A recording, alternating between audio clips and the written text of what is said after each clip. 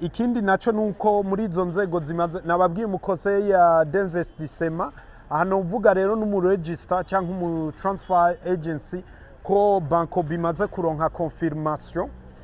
ubu na CRDB vuba iraronka confirmation y'umu trustee